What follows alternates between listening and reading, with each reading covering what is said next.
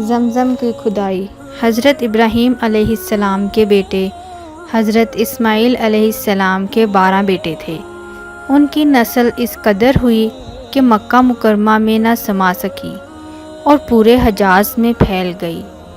ان کے ایک بیٹے کدار کی اولاد میں عدنان ہوئے۔ عدنان کے بیٹے ماد اور پوتے کا نام نزار تھا۔ نزار کے 4 بیٹے تھے، ان میں سے ایک کا نام مزر تھا۔ مزر کی نسل سے قریش بن مالک پیدا ہوئے، یہ فہر بن مالک بھی کہلائے۔ قریش کی اولاد بہت ہوئی، ان کی اولاد مختلف قبیلوں میں بٹ گئی۔ ان کی اولاد سے قصہ نا اقتدار حاصل کیا۔ قصہ کے آگے 3 بیٹے ہوئے، ان میں سے ایک عبد المناف تھے جن کی اگلی نسل میں ہاشم پیدا ہوئے۔ ہاشم نے مدینہ کے ایک سردار کی لڑکی سے شادی کی، ان کے یہاں ایک لڑکا پیدا ہوا، اس کا نام شیبہ رکھا گیا۔ یہ پیدا ہی ہوا تھا کہ ہاشم کا انتقال ہو گیا۔ ان کے بھائی مطلب مکہ کے حاکم ہوئے۔ ہاشم کا بیٹا مدینہ منورہ میں پرورش پاتا رہا۔ جب مطلب کو معلوم ہو گیا کہ وہ جوان ہو گیا ہے تو بھتیجے کو لینے کے لیے خود مدینہ گئے۔ اسے لے کر مکہ مکرمہ پہنچے تو لوگوں نے خیال کیا یہ نوجوان ان کا غلام ہے۔ مطلب نے لوگوں کو بتایا یہ ہاشم کا بیٹا ہے اور میرا بھتیجا۔ اس کے باوجود لوگوں نے اسے مطلب کا غلام ہی کہنا شروع کر دیا۔ اس طرح شیبہ کو عبد المطلب کہا جانے لگا۔ انہیں عبد المطلب کے یہاں ابو طالب، حمزہ، عباس، عبداللہ، ابو لہب، حارث، زبیر، زرار اور عبد الرحمن پیدا ہوئے۔ ان کے بیٹے عبداللہ سے ہمارے نبی محمد صلی اللہ علیہ وآلہ وسلم پیدا ہوئے۔ عبد المطلب کے تمام بیٹوں میں حضرت عبداللہ سب سے زیادہ خوبصورت اور سب سے زیادہ پاک دامن تھے۔ عبد المطلب کو خواب میں زمزم کا کنواں کھودنے کا حکم دیا گیا، یعنی حضرت اسماعیل علیہ السلام کے کنویں کو۔ اس کنویں کو قبیلہ جرہم کے سردار مزاز نے پاٹ دیا تھا۔ قبیلہ جرہم کے لوگ اس زمانے میں مکہ کے سردار تھے، بیت اللہ کے نگراں تھے۔ انہوں نے بیت اللہ کی بے حرمتی شروع کر دی۔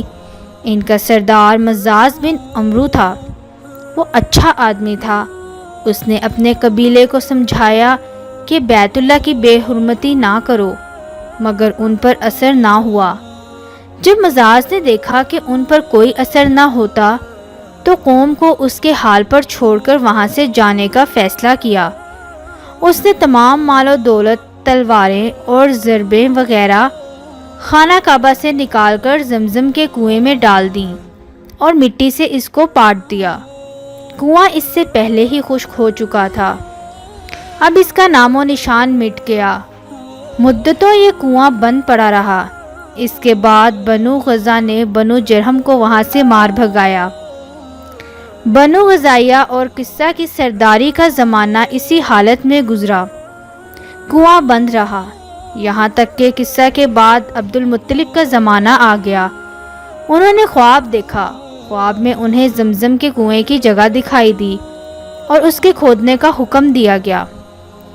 حضرت علی رضی اللہ تعالی عنہ سے روایت ہے کہ عبداللہ نے بتایا، میں حجر اسود کے مقام پر سو رہا تھا کہ میرے پاس ایک آنے والا آیا۔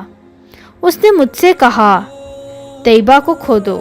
میں نے اس سے پوچھا طیبہ کیا ہے، مگر وہ کچھ بتائے بغیر چلا گیا۔ دوسری طرف رات پھر خواب میں وہی شخص آیا، کہنے لگا برہا کو کھودو۔ میں نے پوچھا برہا کیا ہے، وہ کچھ بتائے بغیر چلا گیا۔ تیسری رات میں اپنے بستر پر سو رہا تھا کہ پھر وہ شخص خواب میں آیا، اس نے کہا مجنونہ کو تو۔ میں نے پوچھا مجنونہ کیا ہے، وہ بتائے بغیر چلا گیا۔ اس سے اگلی رات میں بستر پر سو رہا تھا کہ وہی شخص پھر آیا اور بولا زمزم کو کھودو۔ میں نے اس سے پوچھا زمزم کیا ہے، اس بار اس نے کہا زمزم وہ ہے جس کا پانی کبھی ختم نہیں ہوتا۔ جو حاجیوں کے بڑے بڑے مجموعوں کو سیراب کرتا ہے۔ عبد المطلب کہتے ہیں میں نے اس سے پوچھا یہ کنواں کس جگہ ہے؟ اس نے بتایا جہاں گندگی اور خون پڑا ہے اور کوا ٹھونگے مار رہا ہے۔ دوسرے دن عبد المطلب اپنے بیٹے حارث کے ساتھ وہاں گئے۔ اس وقت ان کے یہاں یہی ایک لڑکا تھا۔ انہوں نے دیکھا وہاں گندگی اور خون پڑا تھا اور ایک کوا ٹھونگے مار رہا تھا۔ اس جگہ کے دونوں طرف بت موجود تھے اور یہ گندگی اور خون دراصل ان بتوں پر قربان کیے جانے والے جانوروں کا تھا۔ پوری نشانی مل گئی تو عبد المطلب کدال لے آئے اور کھدائی کے لیے تیار ہو گئے۔ لیکن اس وقت قریش وہاں آ پہنچے۔ انہوں نے کہا اللہ کی قسم ہم تمہیں یہاں کھدائی نہیں کرنے دیں گے۔ تم ہمارے ان دونوں بتوں کے درمیان کنواں کھودنا چاہتے ہو جہاں ہم ان کے لیے قربانیاں کرتے ہیں۔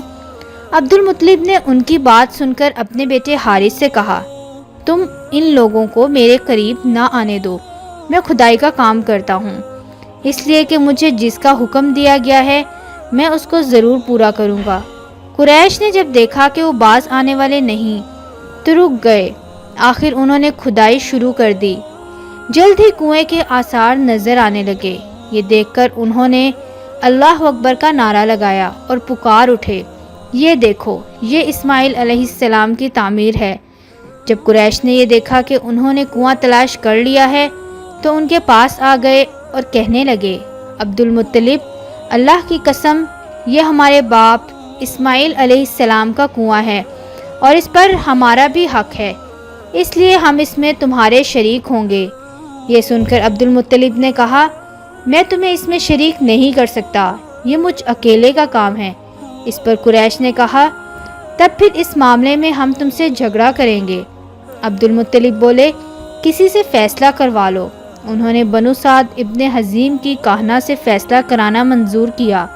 یہ کاہنہ ملک شام کے بالائی علاقے میں رہتی تھی۔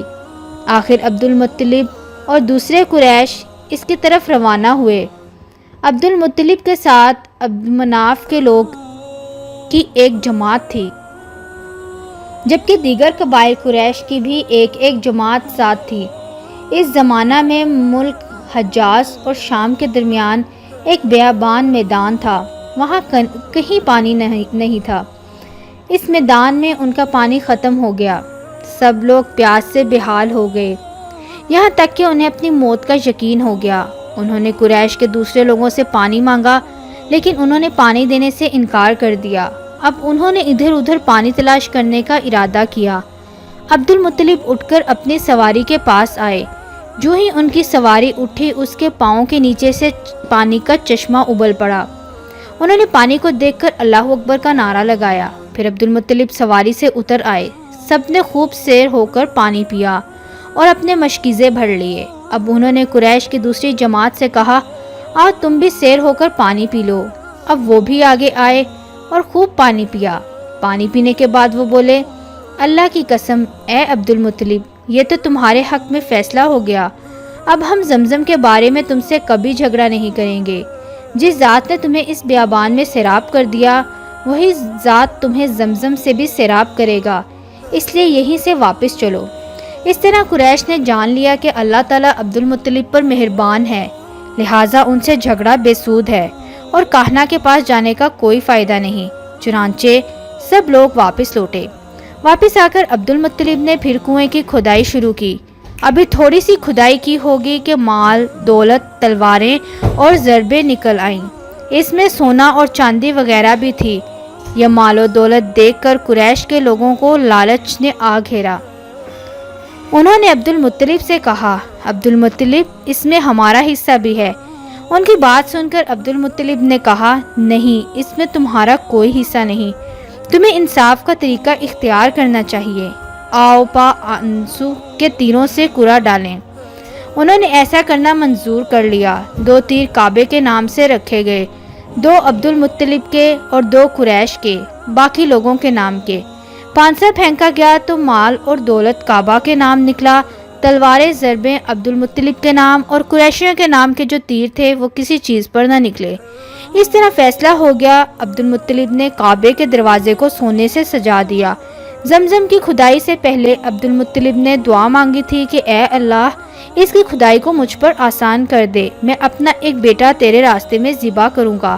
اب جب کہ کنواں نکل آیا تو انہیں خواب میں حکم دیا گیا اپنی منت پوری کرو، یعنی ایک بیٹے کو ذبح کرو۔